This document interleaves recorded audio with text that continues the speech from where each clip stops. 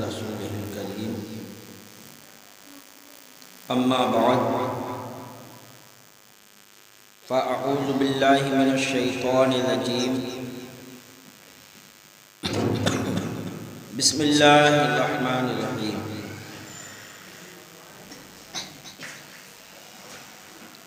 क़ुल इन कुन्तुम तुहिब्बूनल्लाह फत्तबिऊनी युहब्बिबकुमुल्लाह।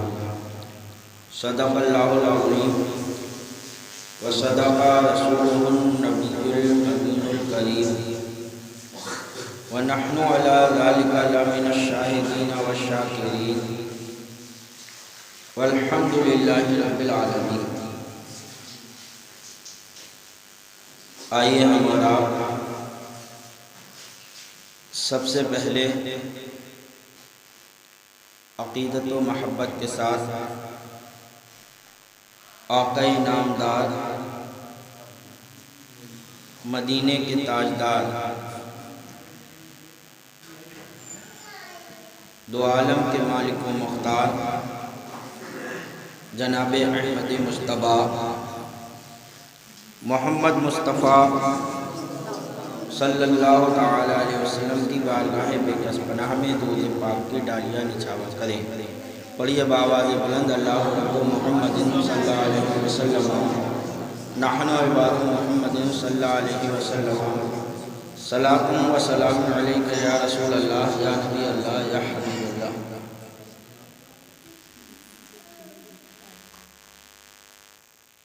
शम्मा को परवाना बुलबुल को फूल बस। शम्मा को परवाना बुलबुल को फूल बस। इस शेर का, इस मिसरे का क्या मतलब हुआ?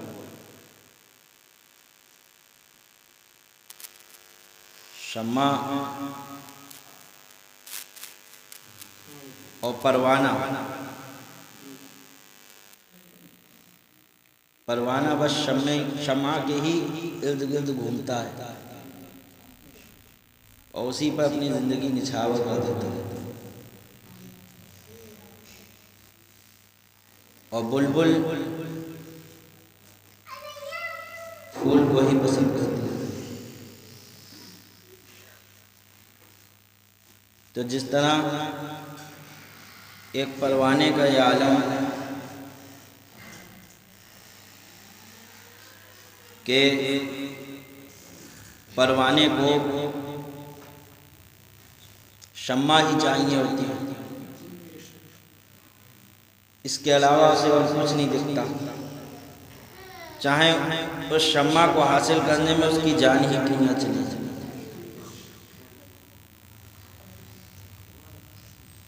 उसको इसकी परवाह नहीं होती कि मैं जीऊँगा या मरूँगा। नहीं, मुझे तो शम्मा तक पहुँचना ही पहुँचना है। शम्मा के इश्क में अपने आप को जलाना पड़े, उसकी आग में तो जला दूंगा, लेकिन शम्मा को हासिल कर कर रहूँगा। तो शायर ने कहा कि शम्मा को परवाना बुलबुल को फूल बस और सिद्दीक के लिए खुदा का रसूल बस। सिद्दीक के लिए खुदा का रसूल बस।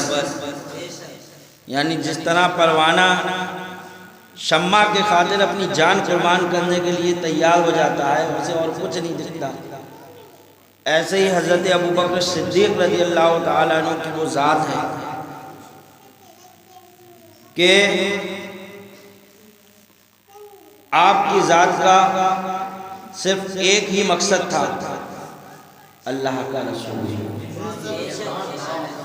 बस इसके अलावा कोई ज़िंदगी का मकसद ही नहीं था, सिर्फ अल्लाह के रसूल, यही ज़िंदगी का आपका मकसद रहा पूरी ज़िंदगी। और हज़रत अबू बकर सिद्दीक़ रज़ी अल्लाह तआला अन्हु के मर्तबे को समझने के लिए पहले हज़रत उमर फ़ारूक़ आज़म रज़ी अल्लाह तआला अन्हु के मर्तबे को समझिए। हज़रत उमर दूसरे खलीफा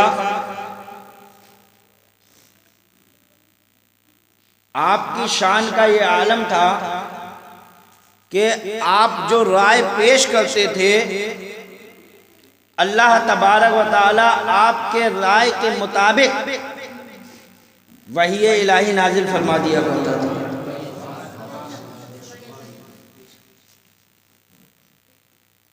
एक मरतबा हज़रत उमर फारूक आज़म और हुज़ूर सल्लल्लाहु ताला अलैहि वसल्लम काबा मुअज़्ज़मा के पास खड़े हुए हैं। अल्लाह के रसूल सल्लल्लाहु ताला अलैहि वसल्लम हज़रत उमर से फरमा रहे हैं, ए उमर देखो ये हजर अस्वद है, ये मीज़ान रहमत है, इसका ये मर्तबा है, इसका ये मर्तबा है। वहीं अल्लाह के रसूल सल्लल्लाहु ताला अलैहि वसल्लम ने मकाम इब्राहीम दिखाया और कहा, है उमर देखो ये मकाम इब्राहीम है, ये वो पत्थर है जिस पर खड़े होकर हज़रत इब्राहीम अलैहिस्सलातु व तस्लीम ने काबा बनाया था। इसका बड़ा मर्तबा है, इसकी बड़ी अजमत है, इस पर हज़रत इब्राहीम अलैहिस्सलातु व तस्लीम के पैर का निशान बना हुआ है। ऐ उमर इसकी शान ये थी कि जैसे जैसे हज़रत इब्राहीम अलैहिस्सलातु व तस्लीम खाना काबा की दीवार बनाते जाते, दीवार जैसे जैसे ऊंची होती, हज़रत इब्राहीम को पाड़ बांधने की ज़रूरत नहीं पड़ती, वैसे वैसे पत्थर भी ऊंचा होता जाता था। ये वो है और इसको अल्लाह तबारक व तआला ने काबे के पास में रखा। इसका नाम मकाम इब्राहीम है। हज़रत उमर फारूक आज़म को उस पत्थर से बड़ी अकीदत हुई। क्यों? क्योंकि एक नबी का कदम उस पर मौजूद था। और क्यों ना होती कि हमारे नबी उस पत्थर की तारीफ कर रहे हैं। तो उमर फारूक आज़म ने फरमाया, अर्ज़ की, अल्लाह के रसूल सल्लल्लाहु ताला अलैहि वसल्लम जब ये इतना बाज़मत पत्थर है तो क्यों ना हम यहाँ पर 2 रकत नमाज पढ़ा करें।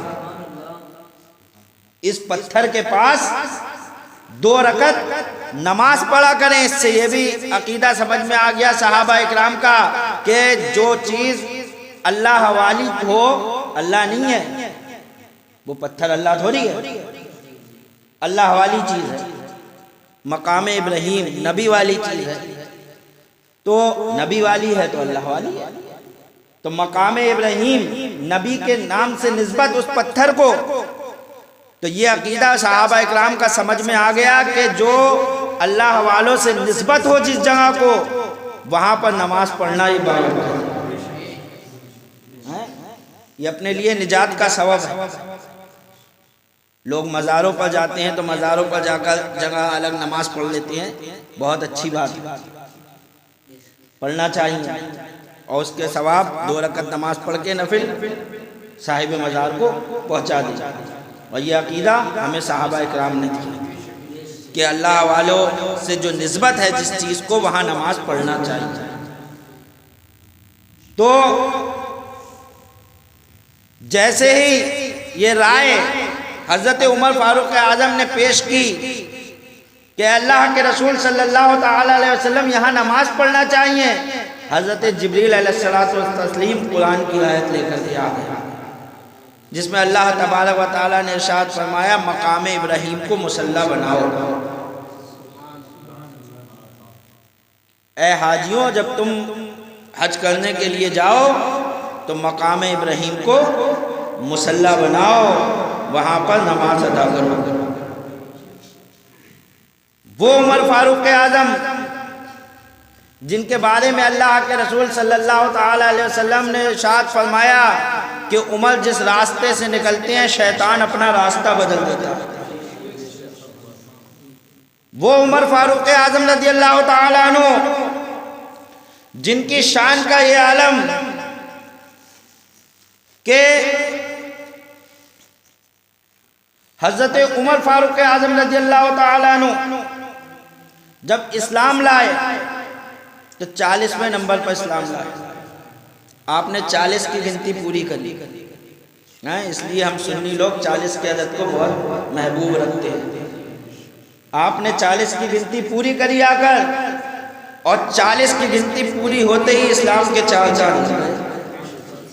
तो इसीलिए हम भी 40 की गिनती को बड़ा महबूब रखते हैं। और महबूब तो वो भी रखते हैं लेकिन वो चिल्ले करते हैं 40-40 दिन और कहते हैं कि 40वां मत करो और अपना चिल्ला करो, वो भी 40 दिन का ही होता है।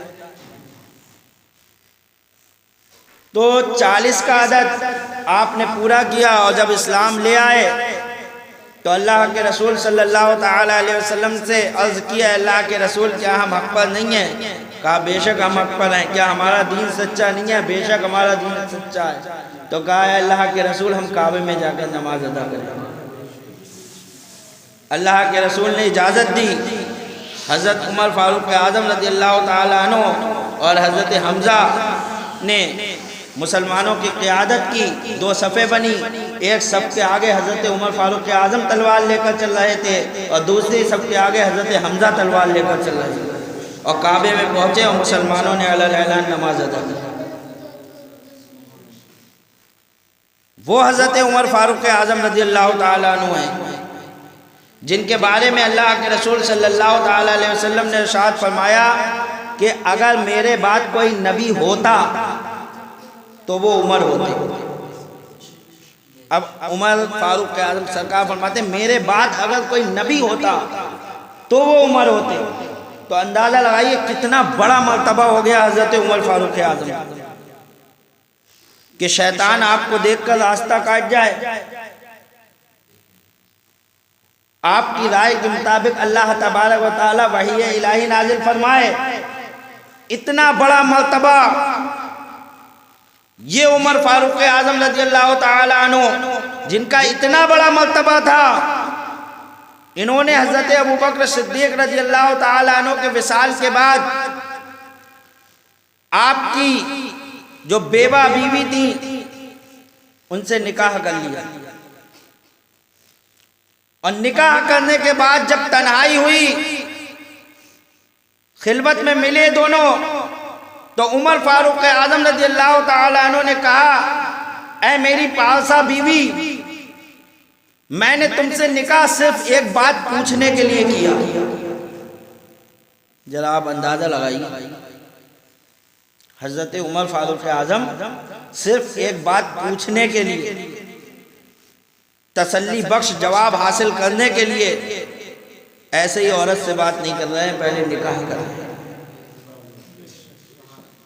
जरा आप अंदाजा लगाइए कितने नेक और पालसा लोग थे, उनके दिल कितने पाकीज़ा थे, कितने साफ थे।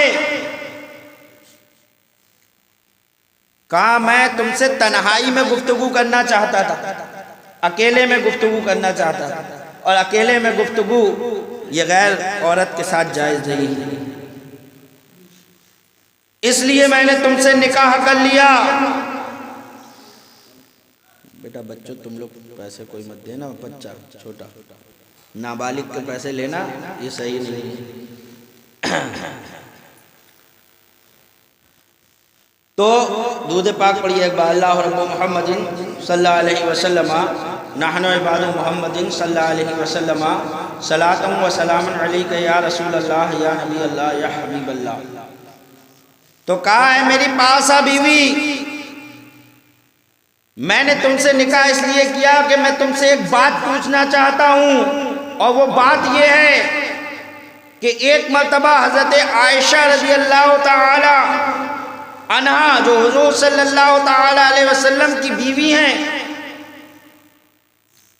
उम्महातुल मोमिनीन में से हैं, उन्होंने एक मर्तबा अल्लाह के रसूल सल्लल्लाहु ताला अलैहि वसल्लम आंगन में बैठे हुए थे, हज़रत आयशा भी बैठी हुई थी, पूरे आसमान पर तारे खिले हुए थे, पूरे आसमान पर तारे गछे हुए थे। बिल्कुल आसमान साफ होता है तो तारे बहुत होते हैं, पूरे तारे गछे हुए थे। आप तारों को देख रही थी, देखते देखते पूछा, ऐ अल्लाह के रसूल सल्लल्लाहु ताला अलैहि वसल्लम, क्या किसी की इतनी नेकियां हैं जितनी आसमान में तारे हैं? ऐ अल्लाह के रसूल बताइए, क्या किसी की इतनी नेकियां हैं जितनी आसमान में तारे हैं? यहाँ एक बात और बताता चलूं, हज़रत आयशा रज़ी अल्लाह ताला अन्हा जो हुजूर की बीवी हैं, उन्होंने अल्लाह के रसूल से ये सवाल किया, ऐ अल्लाह के रसूल ये बताइए क्या किसी की इतनी नेकियां हैं जितने आसमान में तारे हैं? इससे पता क्या चला? इससे पता ये चला कि हज़रत आयशा का ये अकीदा था कि अल्लाह के रसूल किसकी कितनी नेकियां हैं ये भी जानते हैं और आसमान में तारे कितने हैं ये भी जानते हैं।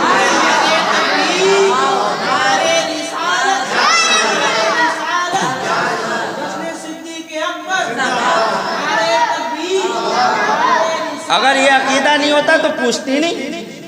अगर ये अकीदा होता कि सरकार कुछ नहीं जानते किसकी कितनी नेकियां हैं तो पूछती क्यों?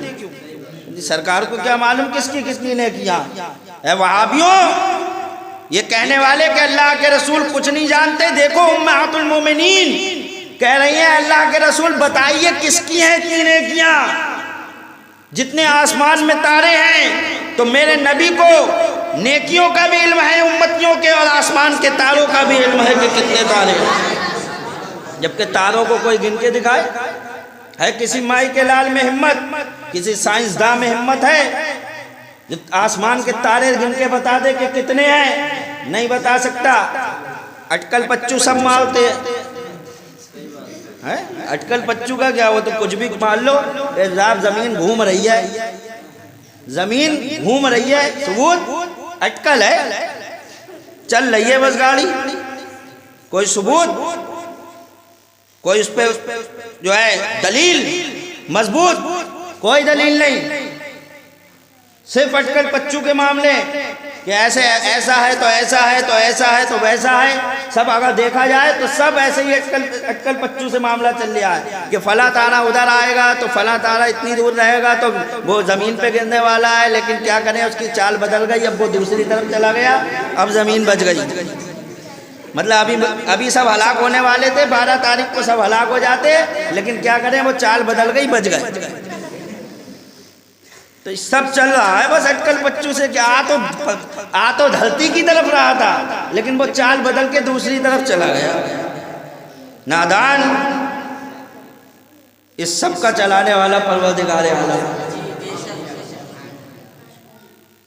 वो जब चाहे जिधर चाहे उधर तारों के रुख को घुमा दे। तो मैं अर्ज कर रहा था कि अल्लाह के रसूल से जब ये अर्ज की हज़रत आयशा ने, तो मेरे नबी ने फरमाया हाँ मेरे उम्र की इतनी नेकियां, मेरे उम्र की इतनी नेकियां हैं जितने आसमान में तारे हैं। कुर्बान जाइए हज़रत उमर फारूक आज़म के मर्तबे। अब अल्लाह जाने कितनी नेकियां हैं, ना कोई आसमान के तारों का पता लगा सकता है, ना हज़रत उमर की नेकियों का पता लगा सकता है। तुम कहो कि इतना दिया उतना दिया। वहाबी कहते हैं कि अल्लाह के रसूल को इतना इल्म है, इतना नहीं है, इतना है, इतना नहीं है। अरे अल्लाह के रसूल सल्लल्लाहु ताला अलैहि वसल्लम की तो बहुत ऊंची शान है, हज़रत उमर की नेकियों का पता नहीं लगा पाओगे कि कितनी है। अल्लाह ताला ने उन्हें इतनी नेकियां अता की हैं कि कोई पता ही नहीं लगा सकता कितनी है मेरे नबी के अलावा। और मेरे नबी की तो ये शान है कि अल्लाह ताला फरमाता है हमने अपने नबी को बेहिसाब दिया, बेहिसाब दिया। अब तुम हिसाब लगाते रहो, हिसाब लगाओ। अल्लाह तो फरमाता है हमने हिसाब थोड़ी दिया, हमने तो बेहिसाब दिया। तू लगाता रहे हिसाब, हिसाब तो तब लगाएगा जब हिसाब दिया हो, हमने तो बेहिसाब दिया है। तो उमर फारूक आज़म की इतनी नेकियां जितने आसमान पे तारे हैं।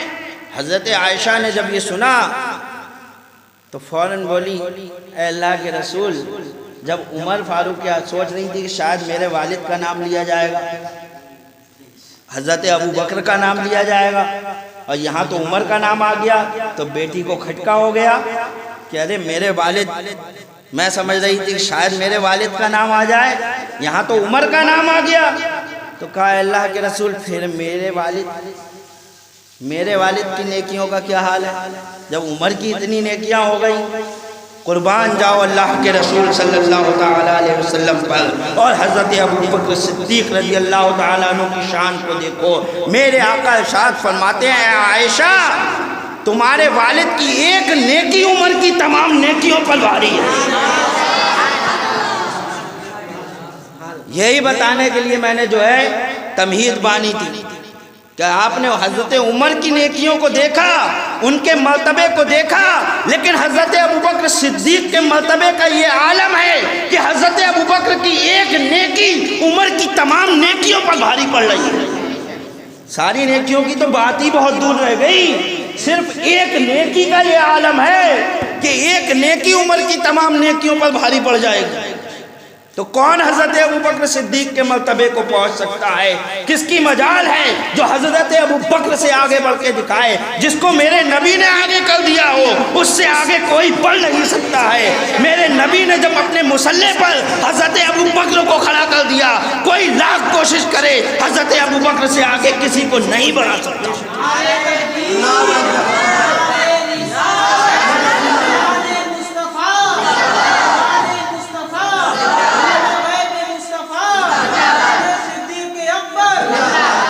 कोई लाख कहे हजरत अली का मर्तबा बड़ा, नहीं हो सकता। कोई कहे हजरत उस्मान का मर्तबा बड़ा, नहीं हो सकता। हजरत उमर का नहीं हो सकता, क्योंकि मेरे नबी ने सबसे बड़ा मर्तबा हजरत अबू बकर का किया है। क्या हजरत नबी करीम सल्लल्लाहु अलैहि वसल्लम नहीं जानते थे कि अली का मर्तबा क्या है? क्या हजरत अली के मर्तबे को आप नहीं जानते? आप तो यूं जानते हैं कि आपने फरमाया जिसका मौला मैं उसका मौला अली। आपने तो हजरत अली के मर्तबे को बताया, लेकिन हजरत अबू बकर को ही मुसल्ले पर आगे बढ़े। यहाँ तक कि आपकी बीवी हजरत आयशा ने कहा मेरे बाप बहुत नरम दिल हैं, आप उन्हें मुसल्ले के लिए आगे बढ़ा रहे हैं। तो आप नाराज हुए, कहा नहीं, अबू बकर ही नमाज पढ़ाएंगे, अबू बकर ही नमाज पढ़ाएंगे। वो हजरत अबू बकर सिद्दीक रजी अल्लाह ताला अन्हु जिनकी एक नेकी उमर की तमाम नेकियों पर भारी पड़ रही है। हजरत उमर फारूक आजम कहते हैं अपनी बीवी से कि जब से मैंने ये हदीस सुनी है मैं बड़ा बेचैन हूं कि आखिर एक नेकी कौन सी है जो मेरी तमाम नेकियों पर भारी पड़ी जा रही है। वो एक नेकी है कौन सी? वो नेकी का पता लगाना मुझे कि आखिर नेकी है कौन सी वो जो मेरी इतनी नेकियां के पूरे तारों के बराबर और सब पर भारी पड़ रही है। मैंने तुमसे निकाह इसीलिए किया है कि तुम जो है उनके साथ खलवत में भी रही हो, तन्हाई में भी रही हो। तुम घर के हालात भी जानती हो, बाहर के तो मैं जानता हूं। मैंने देखा है कि तलवार अबू बकर ने चलाई है तो तलवार उमर ने भी चलाई है जंग में। अगर जब जब अबू बकर जो है मैदान कासास में निकले हैं तब तब उमर भी निकला है। जब जब जो है अबू बकर ने जो है सदका व खैरात किया है तो उमर ने भी सदका व खैरात किया है, सब कुछ किया है। लेकिन मेरे समझ में नहीं आता वो कौन सी एक ऐसी नेकी है जो मेरी तमाम नेकियों पर भारी पड़ रही है। बताओ मुझे, तन्हाई में अबू बकर ऐसा कौन सा काम तो नहीं किया करते थे जिसका मुझे इल्म नहीं है। तो आपकी बीवी ने कहा ये तो मैं नहीं जानती, हाँ इतना ज़रूर जानती हूँ कि रोज़ रात को हज़रत अबू बकर सिद्दीक रज़ी अल्लाह ताला अन्हु तन्हाई में अकेले चले जाते और जाने के बाद रोना शुरू करते थे, रोते थे, इतना रोते थे, इतना रोते थे कि थोड़ी देर के बाद मुझे एक बू आना शुरू हो जाती थी। वो बू ऐसी होती थी कि ऐसा लग रहा है कि जैसे गोश्त जल रहा है, गोश्त जलने की बू आती थी। अल्लाह अकबर। अब मुझे नहीं पता वो तन्हाई में क्या करते थे, क्या होता था, वो जाने, उनका रब जाने। लेकिन हाँ, रोज बैठकर रोया करते थे और ऐसी बू आती थी कि जैसे गोश्त भुन रहा हो, गोश्त जल रहा हो। अल्लाह अकबर। हजरत उमर फारूक आजम रज़ी अल्लाह ताला अन्हु का बस मैं समझ गया वो कौन सी एक नेकी है जो मेरी तमाम नेकियों पर भारी पड़ रही है। उमर फारूक आजम ने फरमाया है मेरी ज़ौजा हज़रत अबू बकर सिद्दीक ने अपने दिल को इश्क़े रसूल में जलाकर खाकिस्तान कर लिया था। अपने दिल को इश्क रसूल में जलाया था, असलियत में जला दिल। आला हज़रत फरमाते जली जली बू से उसकी पैदा। आज आला हज़रत का इतना मर्तबा बुलंद क्यों हुआ? जो अल्लाह के रसूल के इश्क में अपने आप को फना कर देता है ना, अल्लाह ताला उसका मर्तबा बड़ा बुलंद व बाला कर देता है। आला हज़रत का शेर सुनो और फिर समझो। आला हज़रत फरमाते हैं जली जली बू से उसकी पैदा, वो सोज़िशे इश्क के चश्मे बाला। जली जली बू से उसकी पैदा, वो सोज़िशे इश्क के चश्मे बाला। कबाब आहू में भी न पाया, मज़ा जो दिल के कबाब में है। आला हज़रत ने भी अपने दिल को जलाया और फरमाते हैं कि हिरन के कबाब बहुत अच्छे होते हैं। जब हिरन का कबाब बनाओगे तो उसमें भी वो मज़ा नहीं आएगा तुम्हें जो तुम्हारा दिल इश्क रसूल में जलकर कबाब बन जाए, उसमें जो मज़ा आए। जली जली बू से उसकी पैदा, वो सोज़िशे इश्क के चश्मे बाला। कबाब आहू में भी न पाया, मज़ा जो दिल के कबाब में है। और एक जगह फिर पुकार उठे कि ए इश्क तेरे सदके जलने से छुटे सस्ते। ए इश्क तेरे सस्ते जलने से छुटे सस्ते, जो आग बुझा देगी वो आग लगाई। दिल में वो आग लगी हुई है इश्क रसूल की, वो आग है दिल में कि ये आग कल क़यामत के दिन जो है दोज़ख की आग को बुझा देगी। इतनी ज़बरदस्त आग है कि दोज़ख की आग भी इसके आगे फीकी।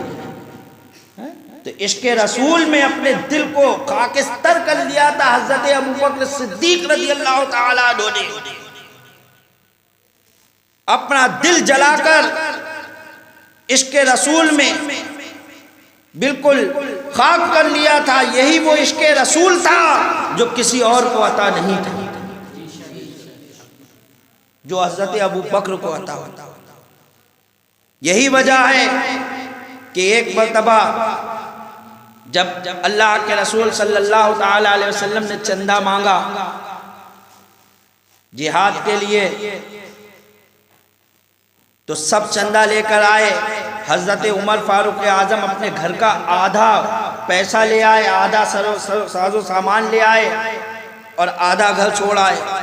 आधा बहुत बड़ी बात हो गई है। पूरे घर की मान लो अगर किसी की जो है 10 लाख की संपत्ति है तो वो 5 लाख उठाकर चंदे में दे दे, बहुत बड़ी बात है। आज 10 लाख वाले जो है 10 रुपए दिखाते हैं जब चंदा लेने जाओ दरवाजे पे हैं, और वो बेचारे जो 10,000 वाले हैं वो फिर भी 100 दिखा देते हैं, लेकिन 10 लाख वाले 10 रुपए दिखाते हैं। लेकिन हज़रत उमर की शान ये कि घर की आधी संपत्ति चंदे में दे दी और देने के बाद चले और कहा आज मैंने बहुत चंदा दिया, अपने घर की आधी संपत्ति दे दी, आज मैं हज़रत अबू बकर से सबकत ले जाऊंगा। उधर अल्लाह के रसूल सल्लल्लाहु ताला अलैहि वसल्लम की बारगाह में हज़रत अबू बकर भी चंदा लेकर के आए। चंदा लाने में ये नहीं देखा जाता है कितने लाए, भाई ये थोड़ी देखा जाएगा अमीर आदमी है वो 10 लाख लाएगा और गरीब आदमी के पास जो है 10 लाख है नहीं, वो 10 लाख क्या लाएगा। ये देखा जाता है अपने घर में से कितना लाएगा। अब जिसके पास 100 रुपए हैं उसने 50 दे दिए तो उसने तो आधा दे दिया, और जिसके पास 10 लाख हैं उसने 100 रुपए दे दिए तो उसके कुछ है नहीं है। भले से वो 50 वाले आपको कम लगे, वो 100 ज़्यादा लगे, लेकिन ये देखो उसके पास हैं भी तो 10 लाख। वो 10 लाख में से 100 दे रहा है और ये 10,000 में से 50 दे रहा है या 100 में से 50 दे रहा है। सिर्फ 100 रुपए है, कोई 50 दे दे तो बोलो उसने तो अपनी आधी कमाई दे दी। एक आदमी 10,000 रुपए रोज कमा रहा है, एक आदमी 100 रुपए रोज कमा रहा है और वो 100 रुपए दे दे और ये जो है 50 रुपए दे दे, किसका ज्यादा हुआ? इस 50 वाले का, क्योंकि इसने तो अपनी आधी कमाई दे दी। ये नहीं देखा जाएगा कि अरे उसने ज्यादा दिया, कमाई देखी जाएगी कि जो कमा रहे हैं उस हिसाब से कितना दिया। तो हज़रत उमर फारूक आजम से पूछा, अल्लाह के रसूल सल्लल्लाहु ताला अलैहि वसल्लम ने, उमर क्या लाए? कहा आधा सामान ले आया, आधा घर छोड़ा है। और जब हजरत अबू बकर से पूछा है, अबू बकर क्या लाए और क्या घर छोड़ा? तो कहा है अल्लाह के रसूल सब कुछ ले आया, घर पर सिर्फ अल्लाह और उसके रसूल को छोड़ा। अल्लाह और उसके रसूल को छोड़ा है, बस उन्हीं पर भरोसा है, फिर हो जाए। नारे तकबीर, नारे रिसालत, नारे रिसालत, शाने सिद्दीक़ अकबर, शाने सिद्दीक़ अकबर, मुफ्ती खान साहब किबला। तो वो अल्लाह के रसूल ने फरमाया, ए उमर तुम लोगों में इतना ही फ़र्क है जितना तुम्हारे कलामों में फ़र्क है। तो हज़रत अबू बकर के मर्तबे को कोई नहीं पहुंच सकता। राफ़ज़ी, जिन्हें इस दौर में शिया कहा जाता है, वो बहकाने की कोशिश कर रहे हैं हमारे सुन्नियों को। और हज़रत अली की मोहब्बत यकीनन ज़रूरी है, लेकिन मोहब्बत का ये मतलब नहीं है कि हम हज़रत अबू बकर सिद्दीक़ रज़ी अल्लाह ताला अन्हु की शान घटा दें, जिनकी शान अल्लाह और उसके रसूल ने बढ़ाई है। हज़रत अली से हम भी मोहब्बत करते हैं, और हज़रत अबू बकर की शान घटाना ये हज़रत अली की शान घटाना है, क्योंकि हज़रत अबू बकर उस वक्त खलीफा थे जब हज़रत अली मौजूद थे। हज़रत अली ने खुद हज़रत अबू बकर को खलीफा तस्लीम किया। तो अगर हम हज़रत अली के मानने वाले हैं, तो जिस तरह हज़रत अली ने हज़रत अबू बकर को खलीफा माना है, खलीफा अव्वल माना है, वैसे ही हमें भी हज़रत अबू बकर को खलीफा अव्वल मानना होगा, उनके मर्तबे को मानना होगा। वरना हम लाख हज़रत अली का नाम लेते रहें और हज़रत अबू बकर की शान घटाते रहें। जब हमारे मौला अली ने शान ना घटाई तो हमें क्या हक़ पहुँचता है कि हम हज़रत अबू बकर की शान घटाएं? ये अली का नाम लेना नहीं है। ये अली का नाम लेकर सुन्नियों को गुमराह ना करो, मुसलमानों को मत बहकाओ। हज़रत अली ने कभी जो है हज़रत अबू बकर की शान नहीं घटाई। लाओ कोई एक भी हज़रत अली का ऐसा कौल ला दो जिसमें हज़रत अली ने हज़रत अबू बकर को बुरा कहा हो, हज़रत अबू बकर की खिलाफत का इनकार किया हो। तुम क़यामत तक ऐसी कोई भी जो है कौल नहीं ला सकते। बल्कि हज़रत अली से जब पूछा गया तो आपने तो फरमाया, मैं कैसे हज़रत अबू बकर को खलीफा नहीं मानता, जब मैंने देखा कि मेरी मौजूदगी में अल्लाह के रसूल ने हज़रत अबू बकर को नमाज पढ़ाने के लिए आगे किया। तो मैं क्यों नहीं मानता? जब जिसे अल्लाह के रसूल ने बढ़ा दिया हो आगे, मैं उनसे के पीछे नमाज क्यों नहीं पढ़ता? मैं उनको खलीफा क्यों नहीं तस्लीम करता? तो हज़रत अली के मानने वाले हम सुन्नी हैं कि हज़रत अली ने हज़रत अबू बकर को माना है, हज़रत उमर को माना है, हज़रत उस्मान को माना है। अल्लाह अकबर। तो हम भी इन सबको मान रहे हैं। हम मौला अली के सच्चे मानने वाले हैं, हम इमाम हुसैन के सच्चे नाम लेवा हैं। हज़रत इमाम हुसैन ने भी इन सबको माना है। अल्लाह अकबर। अल्लाह तबारक व तआला हमें और आपको सबको सहाबा इकराम की सच्ची मोहब्बत अता फरमाए। वमा अलैना इल्लल बलाग। अस्सलामु अलैकुम व रहमतुल्लाहि व बरकातुहू।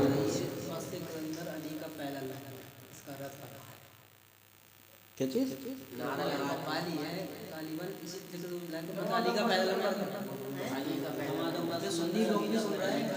अच्छा, दमादम मस्त कलंदर अली का पहला नंबर, नाना अली का चौथा नंबर, ठीक है।